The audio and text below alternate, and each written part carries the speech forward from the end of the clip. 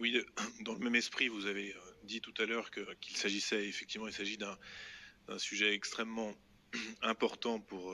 les habitants de la CUCM, euh, d'autant plus au regard des dernières décisions que vous avez prises en matière d'eau. J'y reviendrai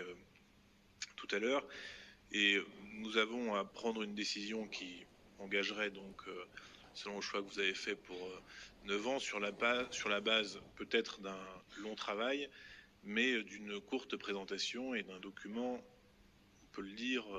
synthétique. Parce que, évidemment, en lisant cette délibération, on comprend assez facilement la logique financière que vous présentez, notamment sur l'analyse de la durée des contrats.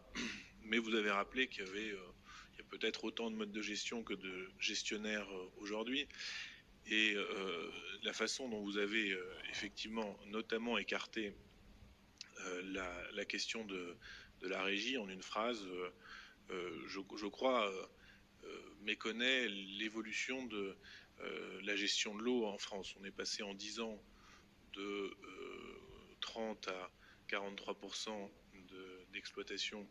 en régie. Je ne crois pas qu'il y ait des difficultés majeures sur les collectivités les intercommunalités qui ont fait ce choix. Alors évidemment, c'est un choix à faire avec des coûts de transfert qui peuvent être importants, mais c'est une transformation aussi profonde par la façon dont on gère l'eau,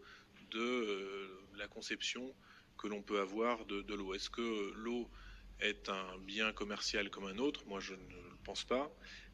Et qui doit supporter le risque, puisque en l'espèce, le risque supporté par le sous-investissement chronique et par la délégation de services publics que vous avez choisi, actuellement, il est supporté effectivement non pas par la collectivité, mais par les usagers, c'est-à-dire les habitants de la CUCM, qui ont eu une augmentation récente selon les consommations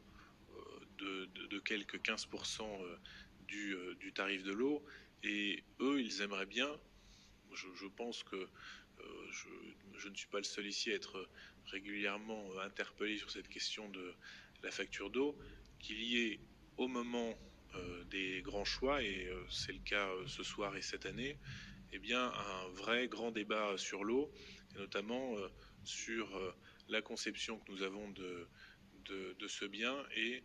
de qui doit supporter les coûts, les risques et à qui, vers qui, pardon, iront les bénéfices issus de l'exploitation de l'eau. Je crois que dans le document qui est présenté ici, finalement, vous avez écarté très rapidement tout un pan de la gestion de l'eau qui est utilisée par des collectivités territoriales de tout bord politique confondu. Je crois qu'il n'y a pas besoin d'être ni figé ni dogmatique sur cette question, mais il aurait été nécessaire, je ne dis pas bienvenu, mais nécessaire, que nous ayons ce soir une présentation, alors pas de tous les modes de gestion, mais de modes de gestion aussi en régie directe. Je crois que ça aurait pu éclairer et ça aurait dû éclairer l'ensemble des conseillers communautaires, mais bien au-delà, comme l'a rappelé Lionel Duparret, les habitants de la CUCM qui sont, alors peut-être que le débat est moins vif effectivement en 2023 qu'en 2024, pardon, qu'il ne l'avait été les années précédentes, mais qui sont très intéressés par ces questions parce qu'elles touchent à leur quotidien et aussi dans une période difficile à leur budget. Voilà, donc je pense que on va revenir à la situation, alors euh, légèrement modifiée, puisqu'il y a la création d'une société dédiée, mais à la situation que nous connaissons aujourd'hui. Vous l'avez effleuré, Jean-Marc Friseau, mais en réalité,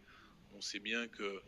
nous sommes dans des situations de monopole de fait sur ces sujets-là, c'est-à-dire que les collectivités territoriales ont affaire à quelques opérateurs qui malheureusement parfois s'entendent aussi dans les réponses qu'ils font aux différents appels d'offres. Et je crois que la situation issue de cette délibération eh bien, ne sera pas modifiée par rapport à la situation que nous connaissons aujourd'hui. J'espère que ça permettra, quel que soit le choix qui est fait, qu'il y ait une amélioration effectivement des points noirs dont vous avez parlé, parce qu'on ne peut pas dire que ces dernières années, les différents rapports sur l'eau nous aient rassurés quant à l'investissement dans le renouvellement du réseau et quant à l'évolution aussi des taux de performance. Donc j'espère que ces points seront améliorés, mais on passe là à côté de la chance de nous doter d'un grand débat sur la question de l'eau et peut-être de transformer profondément la conception que nous avons du sujet.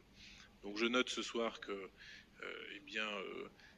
vous faites le choix de la continuité et le risque est grand pour les usagers que finalement l'ensemble des risques supportés par le choix du mode de gestion que vous ferez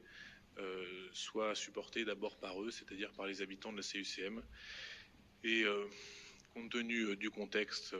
c'est bien dommage.